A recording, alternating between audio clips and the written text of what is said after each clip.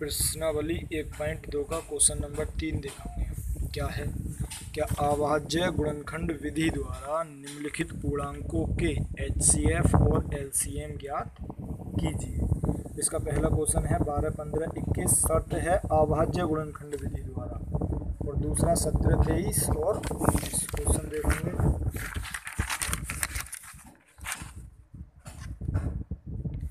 अभाज्य गुणनखंड विधि से करेंगे तो अभाज्य गुणनखंड विधि पहला 12 हमने इस तरीके से लिखा और फैक्टर किया। 2 से काटा 2, 6, 12, 2 से काटा 2 तिया 6 और 3 का ना 3।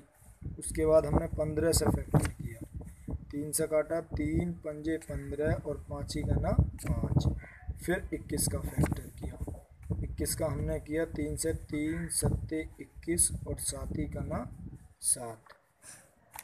आगे हम यहाँ से पहले क्या निकालेंगे? पहले लिखेंगे हम यहाँ से 12 का गुणनखंड इक्वल टू कितना हो गया? 2 गुणा 2 गुणा 3। उसके बाद 15 का गुणनखंड 15 का गुणनखंड होगा हमारा 3 गुणा 5। उसके बाद 21 का गुणनखंड हमने लिखा 21 का गुणनखंड कितना हो गया? 3 गुणा 7। अब हम यदि आगे देखें तो आगे क्या, अगर यहाँ से HCF निकालोगे तो HCF की शर्त होती है जो अक्षर सेम होता है। तो सेम पे हम ध्यान दें तो 3 सेम है, ये हो गया हमारा 3 आंसर। उसके बाद यदि हम LCM की बात करें तो LCM में क्या देखते हैं?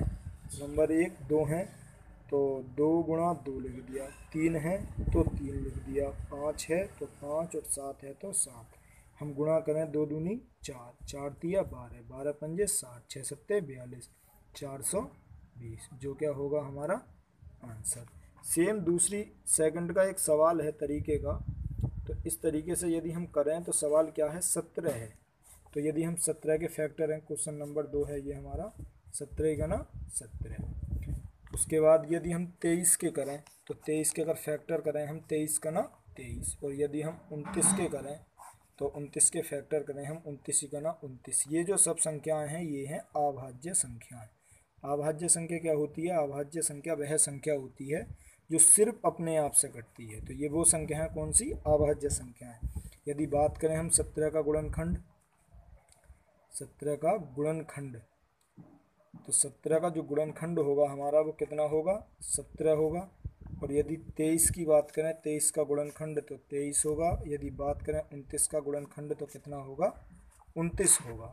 अगर यहाँ से हम HCF की बात करें तो जब ऐसी कंडीशन दिखाई दे जहाँ पर अक्षर सेम ना हो तो वहाँ क्या होता है? HCF 1 होता है। और यदि बात करें LCM की तो 3 पद हैं, तो तीनों की ही पद आपस में क्या कर देते हैं? मल्टीप्लाई हो, उनकी मल्टीप्लाई आएगी हमारी 11, 33, 9। उसके बाद नेक्स्ट क्वेश्चन क्या है हमारा? नेक्स्ट क्वेश्चन 4 है। 4 क्या है? क्या HCF 306, 657 बराबर 9 दिया है।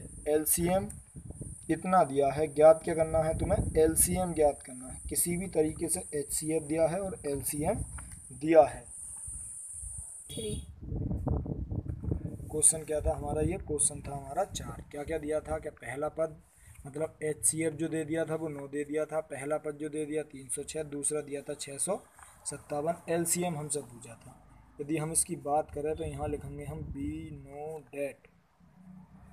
तो BNODAT में जो लिखेंगे, BNODAT के बाद यदि हम देखें 1 मिनट तो BNODAT लिखा मतलब हम क्या जानते हैं? हमने एक फार्मूला पढ़ा था छोटी क्लासों में, क्या LCM गुणा में होता है HCF और बराबर में वैल्यू होती है, पहला पद लिख दो या पहला व्यंजक लिख दो, कुछ भी लिख दो। हमने लिख दिया पहला पद और गुणा में लिख दिया दूसरा पद। यदि ये ना लिख के हम लिख सकते हैं दो संख्याओं का गुणनफल, वो भी लिख सकते हैं। उसके बाद LCM हमें यहाँ से निकालना है और HCF जो हो गया वो 9 हो गया। पहला पद हो गया हमारा 306, दूसरा पद हो गया हमारा 657। यदि हम LCM की यहाँ से बात करें तो ये हो गया 306 और गुणा में हो गया हमारा 657।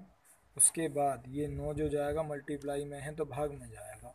9 से काटा 9 तिया 27, कितना बचा? 3, 9 चौक 36, ये हो गया हमारा 34 गुणा में हो गया हमारा 657। यदि हम इन दोनों की मल्टीप्लाई करें तो मल्टीप्लाई से आएगा हमारा 22, 33, 8, क्या आ गया, ये हमारा आ गया LCM, और जो क्या होगा हमारा आंसर।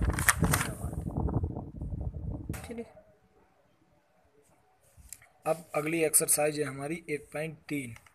क्या है, क्या परिमेय और अपरिमेय। सबसे पहले हमें ये पता होना चाहिए कि परिमेय क्या होता है और अपरिमेय क्या होता है। तो परिमेय देखो, परिमेय क्या होता है, परिमेय क्या होता है, परिमेय क्या होता है, परिमेय बेसंख्याएं होती हैं, परिमेय बेसंख्याएं होती हैं, बेसंख्याएं होती हैं जो P/Q या हम बोल सकते हैं A/B के रूप में होती हैं, रूप में होती हैं। जैसे अगर जैसे की बात करें हम एग्जाम्पल में, तो एग्जाम्पल में मान लो 1/2 हो सकता है, 4/3 हो सकता है, 22/7 हो सकता है, 4 हो सकता है, 9/2 हो सकता है, माइनस का 1/8 हो सकता है, माइनस का 11/7 हो सकता है। ये सब कौन सी संख्याएं हो गई, परिमेय संख्याएं। अगर अब बात करें अपरिमेय संख्याएं, तो अपरिमेय संख्याएं देखो, अपरिमेय